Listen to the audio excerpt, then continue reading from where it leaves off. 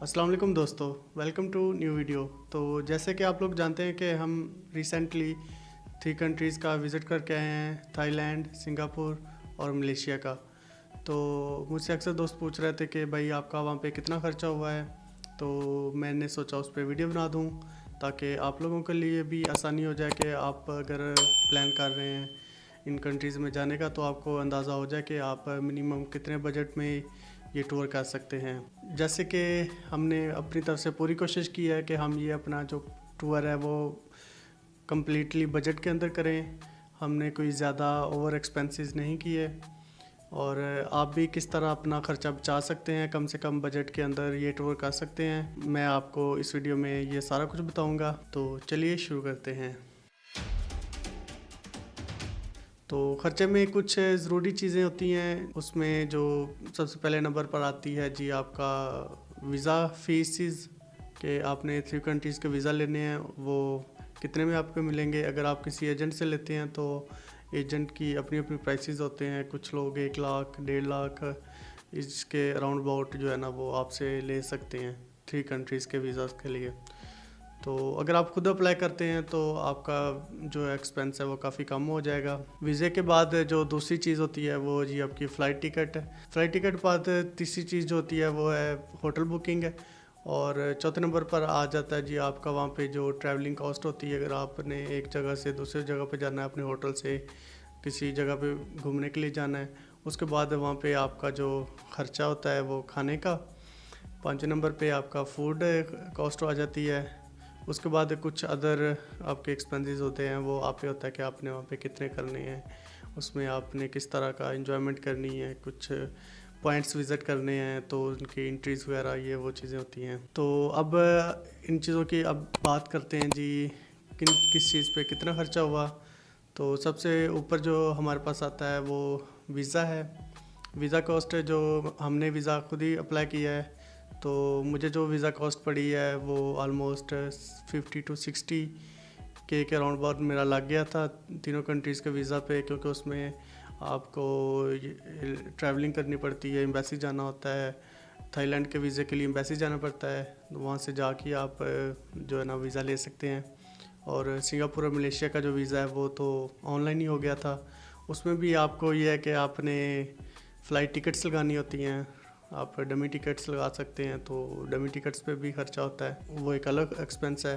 तो हमारा first time था तो इसलिए हमने कंफर्म टिकट्स नहीं थी लगाई, क्योंकि पता नहीं था कि वीज़े लगेंगे या नहीं। लेकिन वीज़े जो हैं वो जल्दी मिल गए थे, ऑलमोस्ट 1 वीक के अंदर अंदर तीनों कंट्रीज़ के वीज़े लग गए थे। वीज़ा कॉस्ट के बाद अब बात करते हैं जी फ़्लाइट की।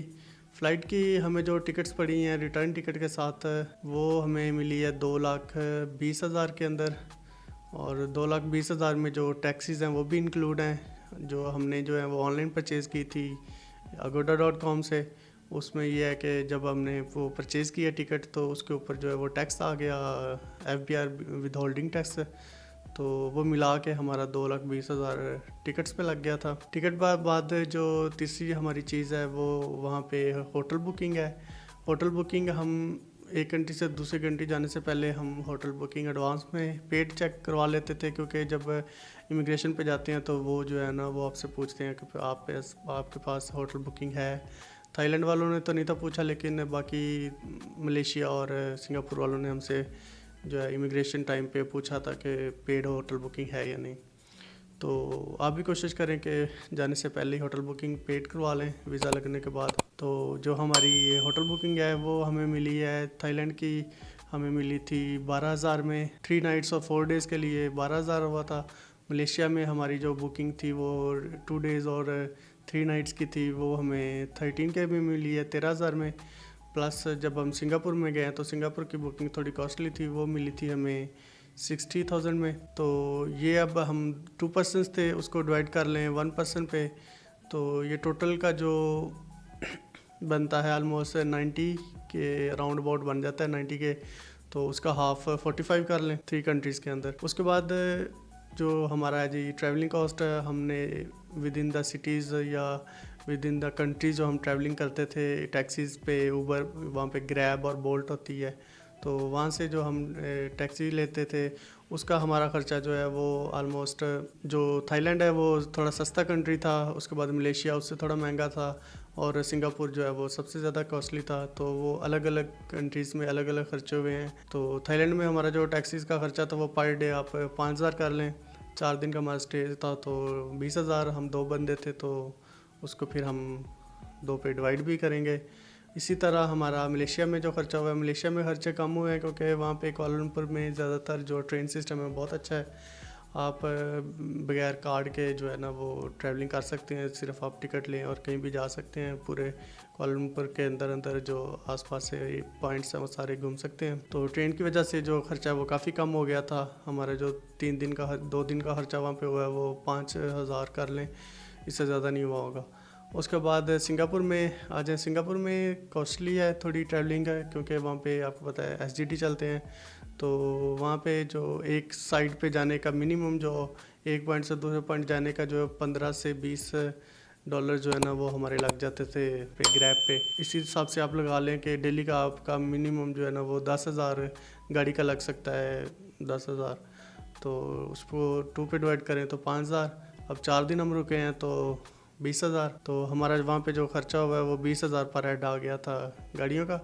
इसी तरह खाने की बात करें तो खाने में जो वो थाईलैंड सस्ता है, उसके बाद मलेशिया उससे महंगा है, और फिर सिंगापुर भी उससे महंगा है। तो थाईलैंड में हमारा जो खर्च आपको खाना जो है वो मिनिमम 100 थाई बात से लेके 150 थाई बात के अंदर अंदर आपको हलाल फूड इजीली मिल जाता है। बस थोड़ा सा आपको आपके होटल से दूर हो सकता है पॉइंट। इसी तरह वो जो अब थाई बाटा हमें मिला था वो 10 रुपये का मिला था पाकिस्तान से। तो इसी तरह हम जब भी कोई खर्चा करते तो उसको ज़ीरो ऐड करके अंदाज़ा लगा लेते थे कि कितना खर्चा हो रहा है। तो ये हिसाब लगा लें कि आपका एक दिन का पर हेड जो है वो 1500 खाने का खर्चा होने वाला है थाईलैंड में। तो इसी तरह 1500 एक दिन का कर लें तो 4 दिन का हमारा खर्चा हुआ था 6,000। हाँ जी, 6,000 पर हेड हो गया। और इसी तरह आगे चले जाएं मलेशिया में। मलेशिया इससे थोड़ा सा एक्सपेंसिव था, यहाँ से पे 1500 में मिल रहा है, तो मलेशिया में आपको 2,000 पर डे का मिलेगा खाना, 2,000 से लेके 2,500 तक। तो वो हमारा जो 4 दिन का खर्चा था, सॉरी 3 दिन का खर्चा था वहाँ पे मलेशिया में, तो वो हो गया 3,000 नहीं 2,500 कर ले 7,500 हो गया मलेशिया में। और इसी तरह सिंगापुर में आ जाए। सिंगापुर में आपका जो एक दिन का खर्चा है वो $10 से लेके 15, 16, 17, 18 तक जो है ना आपका एक दिन का खर्चा। अच्छे से अच्छा खाना आप जो है ना वहाँ पे इंडियन रेस्टोरेंट्स आपको मिल जाएंगे, तो वहाँ पे इतना खर्चा हो सकता है आपका एक दिन का। तो वही 4 दिन का इसको मल्टीप्लाई कर लें तो टोटल आप जो हमारा खर्चा हुआ है वो खाने का 6,000 थाईलैंड में, 7,500 मलेशिया में कर लें पर हेड, ये हो गया 13,000। इसी तरह आगे सिंगापुर में आ जाएं तो $15 अगर आप एस्टिमेट लगाते हैं एवरेज एक दिन का खाना, तो वो जो आपको मिलेगा $60 का। तो $60 जो है वो पाकिस्तानी ऑलमोस्ट 15,000 के करीब करीब आपका 4 दिन का खर्चा वहाँ पे सिंगापुर में हो जाएगा। तो टोटल हमारा खर्च खाने का खर्चा आप एस्टिमेट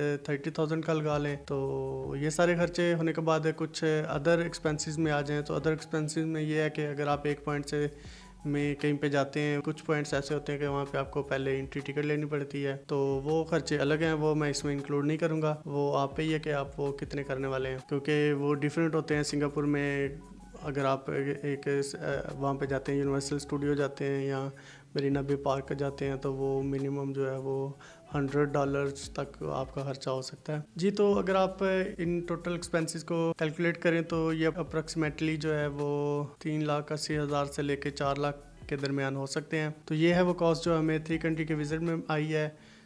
ऑलमोस्ट 4 लाख के अंदर अंदर हमने 3 कंट्रीज़ को कवर किया है, बिल्कुल मुनासिब और बजट के अंदर। हमने कोई ज़्यादा एक्सपेंसेस नहीं थे किए। और आप भी अगर इन कंट्रीज़ को विज़िट करना चाहते हैं एक ट्रैवल हिस्ट्री के लिए, तो ये एक बेस्ट ऑप्शन है, आप इन कंट्रीज़ को विज़िट कर सकते हैं। तो ठीक है, फिर मिलते हैं नेक्स्ट वीडियो में। अगर आपको हमारी ये वीडियो पसंद आई है तो इस वीडियो को लाइक करें और चैनल को सब्सक्राइब करें। उसके अलावा आप बेल के आइकन को भी प्रेस कर दें ताकि हमारी नई आने वाली वीडियोज़ भी आपको मिलती रहें। तो मिलते हैं फिर नेक्स्ट वीडियो के अंदर। अल्लाह हाफिज़।